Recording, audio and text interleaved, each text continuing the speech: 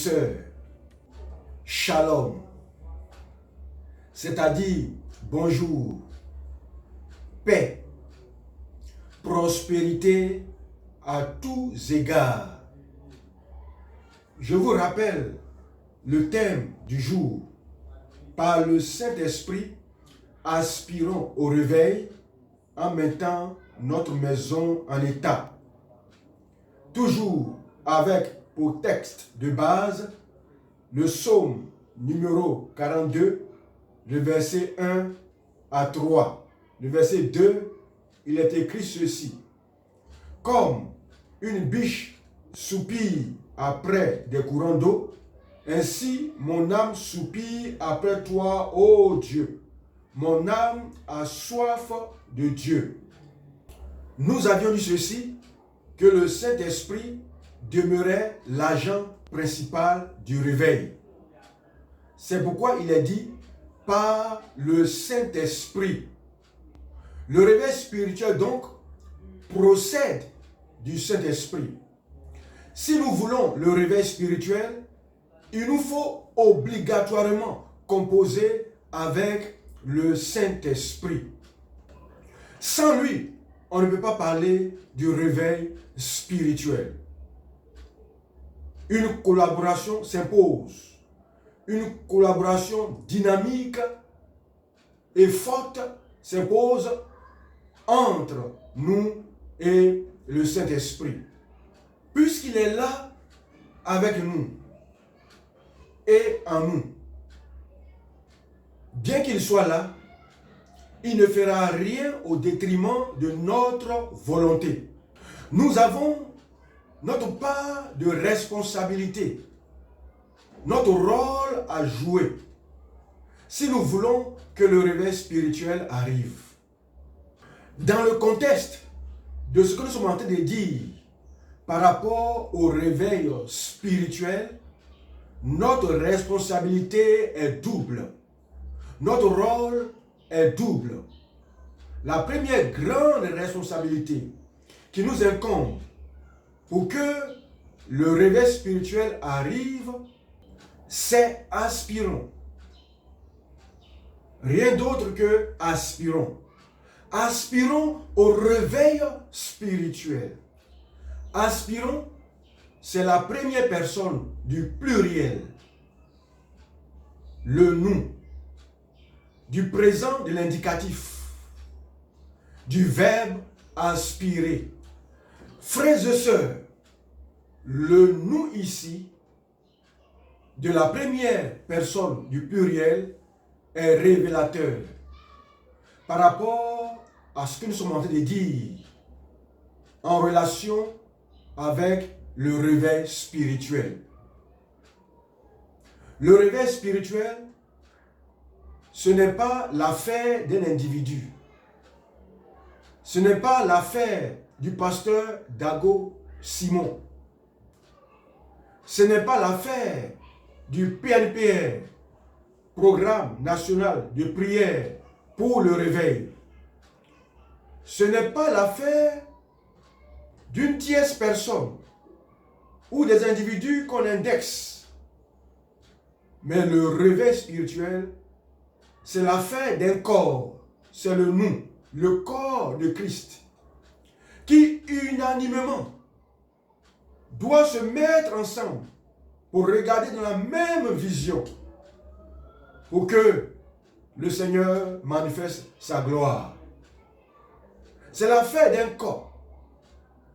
Le corps de Christ, unis pour la même cause, unis pour le même objectif, unis pour le même fardeau. C'est alors que le Seigneur manifestera sa gloire. Dans Actes, le chapitre 2, le verset 1, la Bible dit ceci que le jour de la Pentecôte, ils étaient ensemble dans le même lieu. Ils étaient ensemble dans le même lieu, pourquoi? Ensemble dans le même lieu pour attendre la promesse, pour attendre le don de l'Esprit. Et parce qu'ils étaient unis pour la même cause, la Bible dit ceci, Le Saint-Esprit est descendu. L'Esprit de Dieu est descendu. Lisez les versets suivants, le verset 2, le verset 3. Je vous exhorte également à lire 1 Corinthiens, le chapitre 12, le verset 12. Chers frères et sœurs, le réveil spirituel donc, c'est l'affaire de tout un corps, le corps de Christ, uni pour la même cause. Cette cause n'est rien d'autre que la recherche du réveil spirituel. Que veut dire aspirer? Aspirer, c'est attirer l'air dans les poumons. C'est attirer l'air dans ses poumons. Pourquoi attirer l'air dans ses poumons? C'est pour vivre. L'être humain a besoin d'air dans ses poumons pour vivre.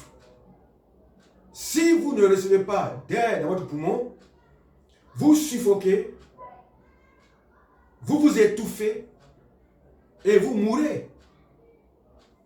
L'air donc est indispensable pour la survie de l'être humain. C'est vital. Si le croyant veut continuer de subsister devant son Seigneur, l'Église du Seigneur, le croyant, a besoin donc du réveil spirituel en permanence pour rester éveillé afin que le retour du Seigneur ne le surprenne pas. Jésus revient pour prendre une église réveillée, une église éveillée, non pas une église endormie. C'est pourquoi le réveil spirituel doit être sa quête permanente pour rester éveillé, pour que ce jour ne le surprenne pas. Nous voulons dire simplement qu'il nous faut rechercher fortement et durablement le réveil spirituel pour ne pas paraître une grande armée, mais au fond, rien d'autre que des ossements desséchés, ce qui pourrait nous disqualifier. Aspirer, c'est souhaiter, c'est vouloir, c'est chercher, c'est demander, c'est aussi désirer. Nous devons souhaiter le réveil spirituel. Nous devons vouloir le réveil spirituel. Nous devons tendre vers l'idéal. Notre idéal commun, c'est le réveil spirituel. Nous devons chercher, nous devons demander le réveil spirituel. Nous devons désirer le réveil spirituel. Ça doit être fort. Ça doit être bouillant en nous.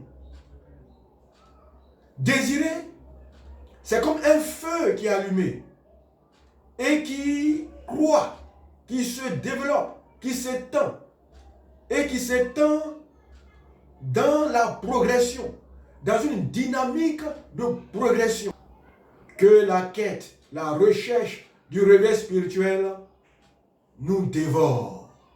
C'est alors que le feu de Dieu, une nouvelle saison, sera tracée pour l'Église.